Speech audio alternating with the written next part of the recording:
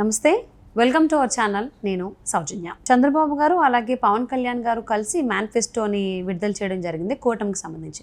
అందులో మోదీ ఫోటో లేకపోవడం వల్ల వీళ్ళిద్దరూ కలిసి కూటమికి అన్యాయం చేస్తున్నారు, బీటలు బారాయని చెప్పని వైసీపీ అధ్యక్షుడు జగన్మోహన్ రెడ్డి ఆరోపిస్తున్నారు. ఇది ఎంతవరకు వాస్తవం ఏంటి?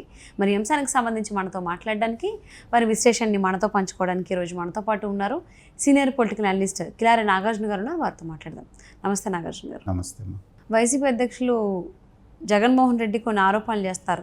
కూటమికి సంబంధించి వచ్చినటువంటి ఏదైతే మేనిఫెస్టో ఉందో అందులో మోదీ ఫోటో లేదు కాబట్టి చంద్రబాబు అలాగే పవన్ కళ్యాణ్ ఇద్దరు కలిసి బీటలు బారిస్తున్నారు కూటమికి సంబంధించి అని చెప్పేసి అంటున్నారు. ఇది ఎంతవరకు వాస్తవం అంటారు? అంటే గతంలో కూడా ఇలాంటి వార్తలు మనం చాలా చూసామమ్మా. అసలు ఎట్టి పరిస్థితుల్లోనూ బీజేపీ అనేటువంటిది వీళ్ళతో కూటమి కట్టదు, చంద్రబాబు నాయుడిని బీజేపీ దగ్గరకు కూడా రానివ్వట్లేదు, చంద్రబాబు నాయుడు వాళ్ళ అపాయింట్మెంట్ గురించి కాళ్ళు అరిగేలాగా తిరుగుతున్నాడు, ప్రయత్నాలు చేస్తున్నాడని వాళ్ళ కూటమి కట్టేదాకా ఆరోపించారు. జరగదు అని వాళ్ళు ఎప్పుడు మాట్లాడుకున్నారో ఏం మాట్లాడుకున్నారో తెలియకుండానే వాళ్ళు కూటమి కట్టారు. కట్టిన తర్వాత వీళ్ళు అంటే ఈ పోలిస్తే కొంచెం హార్డ్గా ఉంటుంది, కానీ గోతికాడ నక్కలు అంటారు చూసారా, ఏ అవకాశం వస్తుందో కాసుకొని కూర్చుందామని. మూడు పార్టీలు కలిసినప్పుడు సహజంగానే కొంత ఫ్రిక్షన్ ఉంటుంది, అక్కడ మీకు ఫ్రిక్షన్ ఉంటుంది. సో వాళ్ళు కలవరు, సీట్ల దగ్గర కొట్టేసుకుంటారు వీళ్ళందరూ, ఇది కలవని పొత్తని చెప్పేసి అప్పుడు ప్రచారం చేస్తారు. వాళ్ళు మూడో కంటికి తెలియకుండా ఏదో అనుకున్నారు, సర్దుకున్నారు. నామినేషన్ టైం వచ్చి నోటిఫికేషన్ వచ్చేటప్పటికి సర్దుబాటు అయిపోయిన తర్వాత ఉమ్మడి సభలు, ఉమ్మడి కార్యక్రమాలు, ఉమ్మడి అభ్యర్థులు వాళ్ళు కలిసి ఓటు ట్రాన్స్ఫర్ పూర్తిగా మొదట్లో ఏమనుకున్నారంటే కాపులు వ్యతిరేకం అవుతారు, పవన్ కళ్యాణ్ని చీఫ్ మినిస్టర్ చేయకపోతే పవన్ కళ్యాణ్ ఫ్యాన్స్ వ్యతిరేకం అవుతారు, ఓటు ట్రాన్స్ఫర్ అనేది జరగదు, 50% ఓటు ట్రాన్స్ఫర్ కూడా జరగదు అని చెప్పేసి రకరకాల పుకార్లు ఆ రోజున పుట్టించారు. కానీ చక్కగా పవన్ కళ్యాణ్ తన క్యాడర్కి ఎక్స్ప్లెయిన్ చేయడంలో సక్సెస్ అయ్యాడు. మన బలం ఎంతో మనం తెలుసుకుందాం, పోయినసారి ఇలా అనుకొని అన్నిటికీ పోటీ చేసి ఒక్క సీటుతోటి చావు దగ్గర కన్నులు ఒట్టబోయాం కాబట్టి ఈసారి కొన్నన్నా గెలిచి ముందు అసెంబ్లీలోకి అడుగు పెడదాం, అధికారంలో భాగం పంచుకుందాం, తర్వాత కార్యక్రమం తర్వాత అని చెప్పేసి పలు సందర్భాల్లో తన క్యాడర్కి నచ్చజెప్పడంతో ఏంటంటే వాళ్ళందరూ కన్విన్స్ అయ్యారు. తెలుగుదేశం లాంటి బలమైనటువంటి పార్టీ, క్యాడర్ బేస్డ్ పార్టీ మనకు అండు లేకపోతే మనం అధికారంలోకి రావడం కష్టం అని క్యాడర్ కూడా, జనసేన క్యాడర్ కూడా కన్విన్స్ అయింది. సో ఓటు ట్రాన్స్ఫర్ అనేది సజావుగా అక్కడ జరిగిపోతున్నట్టుగా కనిపిస్తోంది. తర్వాత వీళ్ళు అండర్ ఎస్టిమేట్ వేసింది ఏంటంటే బీజేపీకి కేవలం లాస్ట్ 2019 ఎలక్షన్స్లో 0.86% వచ్చింది కదా, బీజేపీ ఏమీ లేదనుకున్నారు. కానీ లాస్ట్ టైం జరిగింది ఏంటంటే తెలుగుదేశం మీద ఉన్నటువంటి కక్షతోటి బీజేపీ తన క్యాడర్లో ఉన్నటువంటి వాళ్ళకు కూడా ఈసారి మీరు జగన్మోహన్ రెడ్డికి వేయండి అని వాళ్ళు ఎంకరేజ్ చేశారు. కాబట్టి బీజేపీ ఓట్లన్నీ కూడా అప్పుడు వాళ్ళకి పడ్డాయి. లేకపోతే కనీసం 5-6% ఓట్లు బీజేపీకి ఉన్నాయి ఈ రాష్ట్రంలో. సో ఈసారి ఆ ఓట్లన్నీ ఆ పార్టీకి కూటమికి పడబోతున్నాయి. ఇన్ని రకాలుగా పద్మవ్యూహంలో చిక్కుకున్నటువంటి ఈ వైఎస్ఆర్సీపీ పార్టీకి ఒక వరదలో కొట్టుకుపోతున్నటువంటి ఒక వ్యక్తి ఎవడన్నా ఉంటే వాడికి ఒక చిన్న దొంగో లేకపోతే ఈవెన్ గడ్డి పరకు దొరికినా కానీ దాన్ని పట్టుకొని బతకడానికి ప్రయత్నం చేస్తాడు. ఇప్పుడు వైఎస్ఆర్సీపీ పరిస్థితి అలాగే ఉంది. ఎందుకంటే ఇది రాగానే దాని మీద ఇద్దరు బొమ్మలే ఉన్నాయి, మూడోవాడు బొమ్మ లేదు కాబట్టి వీళ్ళకి ఏదో దొరికేసినట్టే. అందుకని కూటమికి బీటలు పడ్డాయి. అరే వాళ్ళు నేషనల్ పార్టీ, నేషనల్ ఎజెండా వాళ్ళకు ఉన్నది, నువ్వు చెప్పాల్సిన పని లేదు వాళ్ళకి. సో వాళ్ళ వంతు పాత్ర వాళ్ళదేంటనేది, వాళ్ళ ఎజెండా, వాళ్ళ వ్యవహారం అంతా కూడా వాళ్ళ మేనిఫెస్టో వాళ్ళకు ఉంది.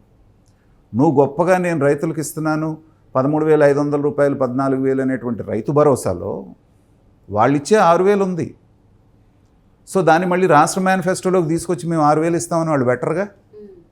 ఎందుకంటే జాతీయ మేనిఫెస్టోలో వాళ్ళు చేయాల్సిన పథకాలు వాళ్ళు ఉన్నాయి. అవి కాకుండా in addition to that national schemes state గవర్నమెంట్లో వస్తే, వీళ్ళ ప్రభుత్వం వస్తే ఏమి ఇస్తారనేటువంటిది ఈ రెండు పార్టీలే చెప్తాయి. కాకపోతే ఏంటంటే అది క్లియర్గా ఆ మేనిఫెస్టో రిలీజ్ చేసేటప్పుడు కూడా చంద్రబాబు నాయుడు గారు చెప్పారు, మేమిద్దరం అనుకున్నటువంటివి గ్రాస్ రూట్ లెవెల్ దగ్గర నుంచి మాకు వచ్చిన సజెషన్స్ తోటి మేము దీన్ని తయారు చేశాము, దీనికి సెంట్రల్ గవర్నమెంట్ ఆమోదం ఉన్నది, కాబట్టే వాళ్ళ అఫీషియల్ రిప్రజెంటేటివ్స్ని ఇక్కడ పంపించారు, ఇదిగో పక్కనే ఉండి మేము రిలీజ్ చేస్తున్నాం అనేటువంటిది చెప్పారు. నిజంగా ఏమాత్రమన్నా తేడాలు ఉంటే అతను మాత్రం ఎందుకు పంపిస్తారు? అసలు కాముగా ఉంటే గొడవ లేదు కదా. సో కొన్ని అనుమానాలు ఈ కూటమిలో సృష్టించాలి, వాళ్ళ మీద వాళ్ళకి అపనమ్మకం కలిగించాలి, కొట్టుకు చావాలి, దాని ద్వారా మనం లబ్ధి పొందాలనేటువంటిది వీళ్ళ ప్లాన్ ఆఫ్ యాక్షన్. అలా ఇప్పుడు చూడండి మీరు, గాజు గ్లాసు గుర్తు, దాని మొదట ఏమన్నారు, ఓపెన్లో పెడుతున్నాం అన్నారు, ఫ్రీ సింబల్స్లో అన్నారు, ఫ్రీ సింబల్ అన్నారు. తర్వాత లేదు పవన్ కళ్యాణ్ గారికి ఎక్స్క్లూజివ్గా ఇస్తున్నాం అన్నారు. మళ్ళీ సడన్గా నిన్న నామినేషన్స్ ఉపసంహరించుకునేటప్పుడు కొంతమందికి అది కేటాయించారు.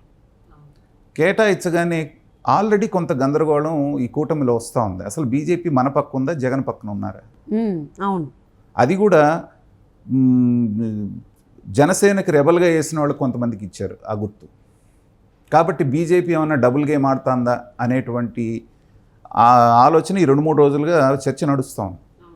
దానికి ఇంకొంచెం ఆజ్యం పోద్దాం అనేటువంటి ఉద్దేశంతో ఈ బొమ్మ లేదు కాబట్టి, బొమ్మ ఉంటే మోడీకి ఏమీ లేకపోతే, ఆ రకంగా చూస్తే ఆయన 100 పథకాలు ఇచ్చాడు రాష్ట్ర ప్రభుత్వానికి. వాటన్నిటి మీద మోడీ ముద్ర నువ్వు వేసావా? ఎక్కడ చూసినా జగన్మోహన్ రెడ్డి బొమ్మే కదా. నీ బొమ్మేగా. నేనిచ్చా మీ బిడ్డనిచ్చా అంటమే కానీ అసలు పైనుంచి ఇచ్చిన ఆయన బొమ్మ ఎక్కడా లేదు. బీజేపీ వాళ్ళు నెత్తి నోరు బాదుకున్నారు, సగం మేమిస్తామంటే మా పథకాలు మావి వెళ్ళి. నాకు చాలామంది డిస్కషన్స్లో బీజేపీ వాళ్ళు వస్తే నేను అదే చెప్తాను, చేసింది కూడా చెప్పుకోవడం చేత కదేమయ్యా మీకు. 50 to 55% మీరు ఇస్తున్నారు, అన్నిటి మీద ఆయన బొమ్మలు వేసుకొని ఆయన రంగులు వేసుకొని పోతా ఉంటే మీరు కనీసం కౌంటర్ చేయడం కూడా మీకు చేత కదా. ఏంటంటే ఏం చేయమంటారు సార్, మా దౌర్భాగ్యం అంట. సో అలాగా నువ్వేమో వాళ్ళు ఇచ్చిన పథకాల మీద ఏ రోజున మోడీ బొమ్మ వేయి, నువ్వు ఇవాళ వాళ్ళ మేనిఫెస్టో మీద బొమ్మ లేదని నువ్వు బాధపడటం. ఒకవేళ కూటమిలో బీటలు పడితే నువ్వేగా సంతోషించాల్సింది, నువ్వెందుకు గగ్గులు పెట్టడం? అసలు బ్రహ్మాండంగా ఆళ్ళాళ్ళు కొట్టుకు చూస్తే సీ అండ్ ఎంజాయ్, నీకేంటి బాధ? సో ఇలా గోల పెడుతున్నాడంటేనే ఆయనకి ఏంటంటే ఏ అవకాశం వచ్చినా కూడా వాళ్ళని డీమోరలైజ్ చేయాలి, క్యాడర్లో గందరగోళం తీసుకురావాలి, ఇది అనేటువంటిది ఆయన ఉద్దేశం. కానీ ఆయన రియలైజ్ కాంది ఏంటంటే జనాలందరూ ఆల్రెడీ రియలైజ్ అయ్యారు, ఈ 5 ఏళ్ల పాలన అనేటువంటి పీడకలని ఎంత త్వరగా మనం మర్చిపోతే అంత మంచిది అనేటువంటి ఉద్దేశంలో ఉన్నారనేటువంటి ప్రతి సర్వే అదే చెప్తా ఉంది. 90% సర్వేలు కూటమికి అధికారం అని చెప్పి ఘోషిస్తున్నాయి. కానీ ఎక్కడో వీళ్ళకి ఏంటంటే దింపుడు కళ్ళం ఆశలాగా ఇలాంటివి ఏమన్నా వస్తాయి, మనల్ని ఏమన్నా కాస్త ఒక 4 ఓట్లు అటు చేల్తాయేమో అనేటువంటి బాధ తప్పితే వాళ్ళు ఇంత చీప్గా ఆలోచించేవాళ్ళు కాదు బీజేపీ వాళ్ళు. వాళ్ళు ఎంతసేపటికి 400 సీట్లు ఎలా కొట్టాలనేటువంటి దాని మీద వాళ్ళు ఫోకస్ పెట్టారే కానీ ఒక రాష్ట్రంలో మేనిఫెస్టో మీద వాళ్ళ బొమ్మ లేకపోయినా రేపొద్దున వీళ్ళందరూ గెలిచిన తర్వాత మళ్ళీ ఫండ్స్ కోసం వెళ్ళాల్సింది అక్కడికేగా. వాళ్ళకు వచ్చే నష్టం ఏముంది? ఇలాంటి చిన్న చిన్న విషయాలు వాళ్ళు పట్టించుకునే వ్యవహారం ఉండదు. వీళ్ళేదో అనుకుని ఆనందం పొందుతుంటారు, కొన్నాళ్ళు ఆనందం పొందుతుంటారు. Okay, so YS Jaganmohan Reddy కూటమికి బీట్లు బారని చెప్పి ఎన్నో ఆరోపణలు చేస్తూ ఉన్నారు కూటమి ఆ మేనిఫెస్టోకి సంబంధించి. మరి ఇది జనాల్లోకి వెళ్తుందా, జనాలు స్వీకరిస్తారు ఈయన మాటలు? అది ఎందుకంటే ఆల్రెడీ డిసైడెడ్ కాబట్టి ప్రజలు ఏంటి అనేది. ఎందుకంటే ఆయన మేనిఫెస్టో అనేటువంటిది వీళ్ళ మేనిఫెస్టో రిలీజ్ చేసిన తర్వాత పేలవంగా తేలిపోతుంది. దానికి దీనికి ఎక్కడ కంపారిజన్ కనపడట్లేదు. దాంతో ఏంటంటే ప్రజల్లోకి ఎక్కడ వెళ్తుందో 1 by 1 ఒక్కొక్కటి ఎదురు వస్తున్నాయి ఆయనకి. సో ఆ ల్యాండ్ టైటిలింగ్ యాక్ట్ అనేటువంటిది అది యమపాసంలాగా మెడకు చుట్టుకోబోతుంది ఎలక్షన్స్ ముందు. వీటన్నిటి నుంచి వాళ్ళు మొట్టమొదటి నుంచి నమ్మింది ఏంటంటే డైవర్షన్ పాలిటిక్స్. ఒక సమస్య ఏదైనా పెద్ద సమస్య వచ్చింది అంటే ఏంటంటే వీళ్ళే ఇంకొక సమస్యను పక్షం సృష్టిస్తారు. జనాలందరూ దీని నుంచి కాకుండా దాని నుంచి మాట్లాడుకునేటట్టుగా చేస్తారు. అది వైఎస్ఆర్సీపీ వాళ్ళ స్ట్రాటజీ. ఓకే, సో ఇది కూడా దాంట్లో భాగమే, ఒక డైవర్షన్ పాలిటిక్స్లో ఒక భాగం. కాబట్టి వాళ్ళ ప్రయత్నాలు సామధాన భేద దండోపాయాలు అంటారు చూసారా. సో ఎలక్షన్ గెలవడానికి వాళ్ళకి కావాల్సిన అన్ని రకాలు వాడతారు. చూద్దాం ప్రజలు ఏం తీర్పిస్తారనేటువంటిది. ఎందుకంటే ఈ 5 సంవత్సరాల దెబ్బకి ఆంధ్రప్రదేశ్ ప్రజలు ఏంటి అనేది బాగా ఆలోచిస్తున్నారు. ఆలోచన శక్తి బాగా పెరిగింది కాబట్టి వాళ్ళకి ఇప్పుడు ఈ మేనిఫెస్టోలకి బీటలు పడ్డాయని లేదా కూటమికి బీట పడ్డాయని చెప్పి అంటున్నారు. చూద్దామండి ఏం జరుగుతుంది ఏంటి అనేది మీరు అన్నట్టు. Thank you so much Nagarjuna. Thank you.